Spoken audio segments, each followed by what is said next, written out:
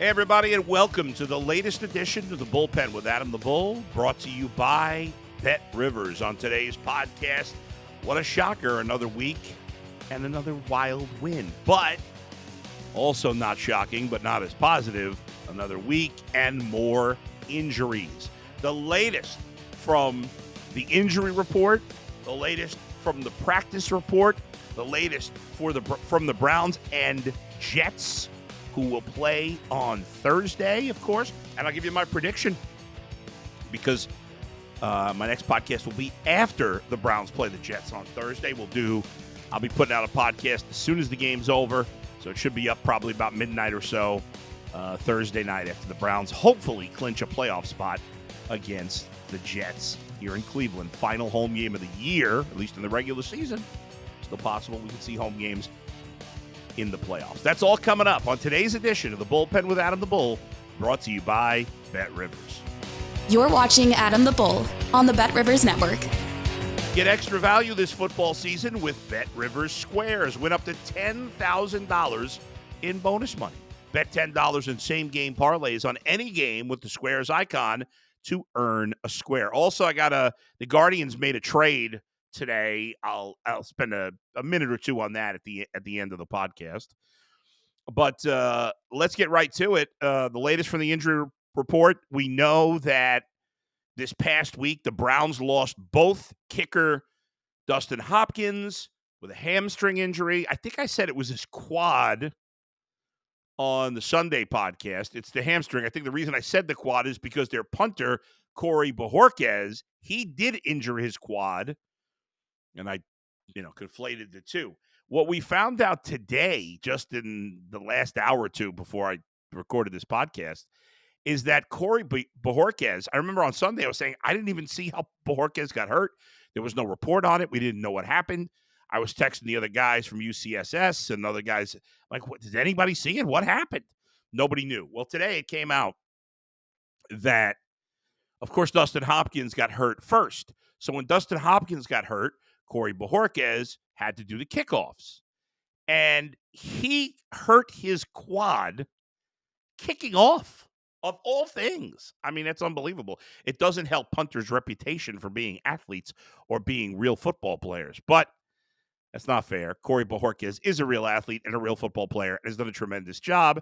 And now the Browns, for at least one game, and hopefully not much longer than that, will be without both guys. So what are they doing? The Browns, in the last couple of days, have signed both a kicker and a punter to the practice squad. Dustin Hopkins and Corey Bojorquez will not play this week. Now, Kevin Stefanski was asked if Dustin Hopkins would be ready for the playoffs. Neither's going on IR. We did have a player go on IR. I'll get to that in a little bit. But neither Dustin Hopkins nor Corey Bojorquez, again, both have been excellent. We spend more time talking about the kicker, and he's been phenomenal, deservedly so. But both guys have been excellent. Both guys are hurt.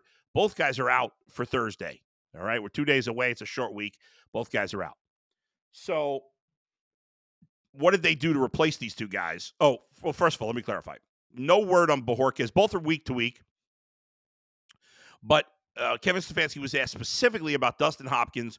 Would he be ready to go by the playoffs? And Kevin Stefanski said, can't tell you. Don't know. That's not a great sign. Obviously, Dustin Hopkins is has turned out to be one of the more important players on the Browns. He's a guy, I'm not even going to say he can't afford to lose, because the Browns have proven all things like that wrong. Every time you say the Browns can't afford to lose this guy or that guy, can't lose Deshaun Watson, can't lose Nick Chubb, can't have a limited Myles Garrett, can't miss Denzel Ward, on and on and on and on. Can't lose your left tackle, can't lose your right tackle, can't lose your backup right tackle. They've gone through all these things, and they've continued to play excellent football. So no matter who gets hurt at this point, I'm not writing the Browns off. But it's obviously in terms of, important players, Dustin Hopkins has become a very important player. If you're the Browns in the playoffs, expecting close games, you want a kicker you can trust. So it would be huge if he could get back for the playoffs, and it would be a big loss, a potentially big loss if he can't.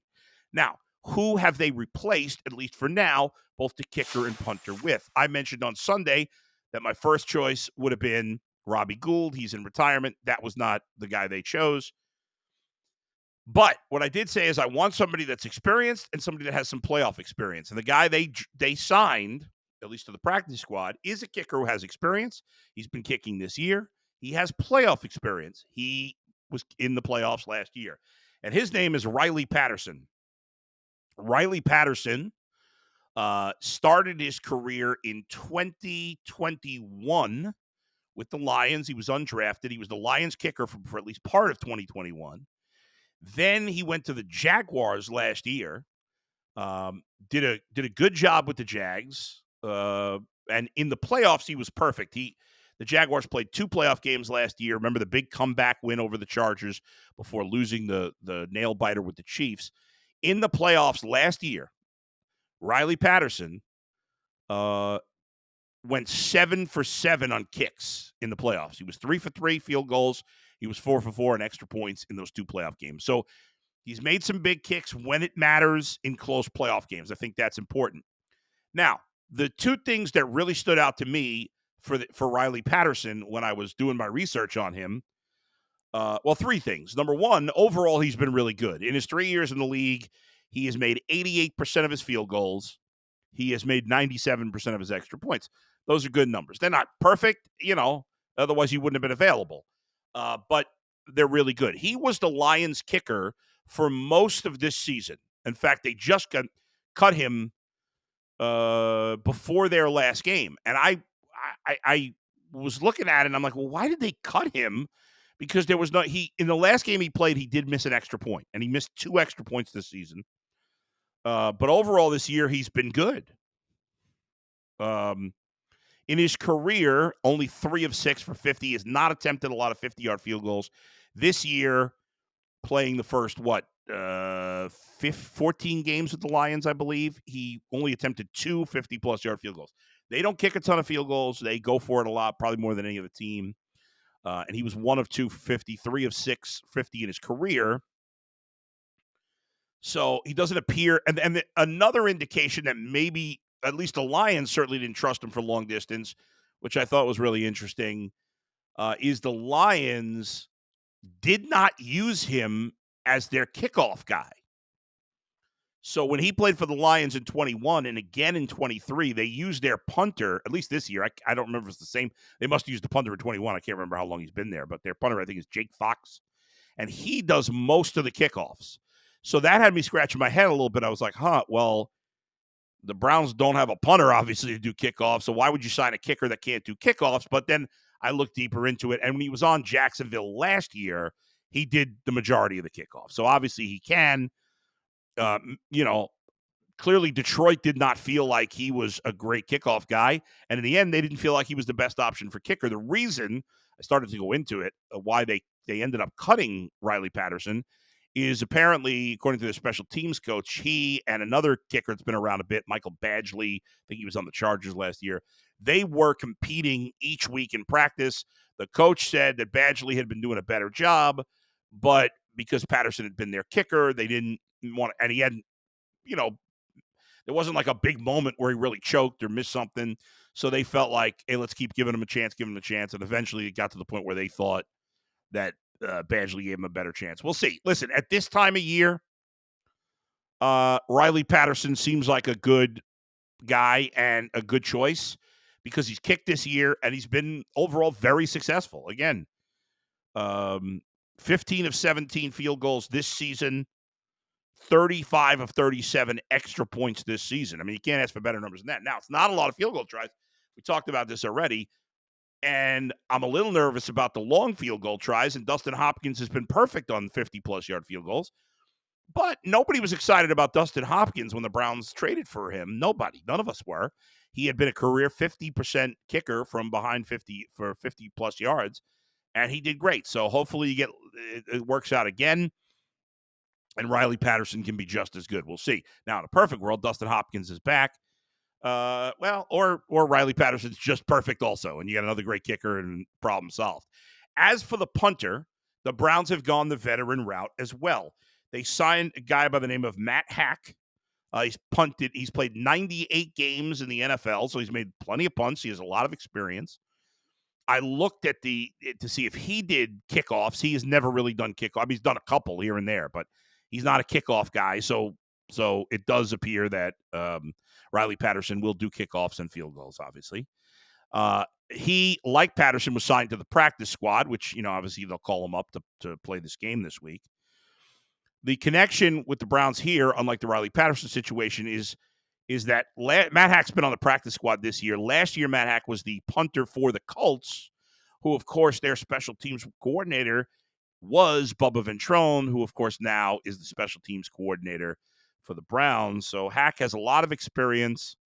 So I like the fact that the two guys they signed and are going to be counting on here are guys that have a good deal of experience, both of them.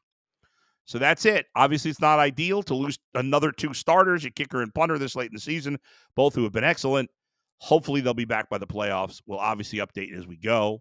Also, a big topic next week. If the Browns win on Thursday and the Ravens win this weekend, then the Browns are locked into the 5 spot. And will they play players against the Bengals in the final week if that's the case? Obviously, if the Ravens lose or if the Browns lose, then you still try to clinch or you still have a chance to win the division and possibly even the 1 seed. Browns could still win the 1 seed, by the way. If they win their last 2, the Dolphins beat the Ravens this week. The Dolphins lose their last game and the Ravens lose to the Steelers in their last game. I believe that it would be a 3-way tie for first, and the Browns would be the number 1 seed.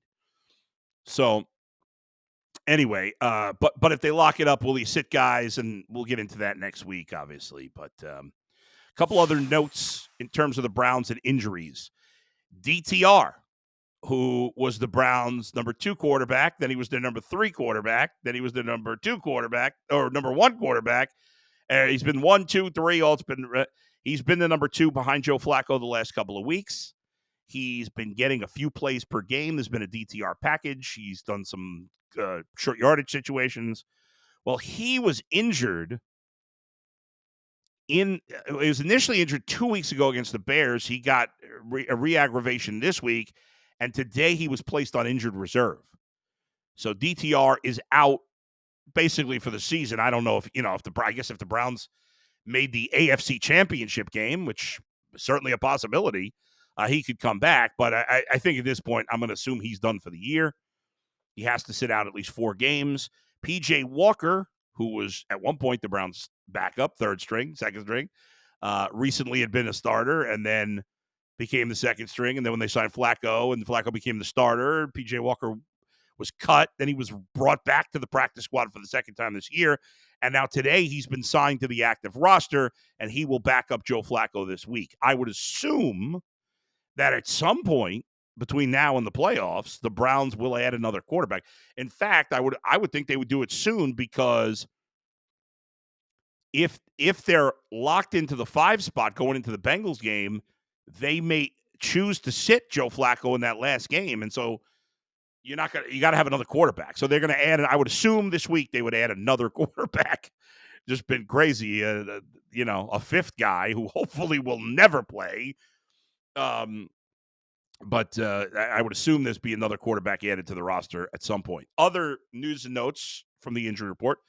The good news is, besides the kicker and punter, that's the bad news. The good news is that the rest of the team, relatively healthy coming off this game, besides those 2 guys in the DTR. No other starters got hurt in this game, knock on wood. Myles Garrett and Amari Cooper did not practice on Tuesday. Veteran day off. Both guys are fine. Obviously, both have been dealing with some nagging stuff.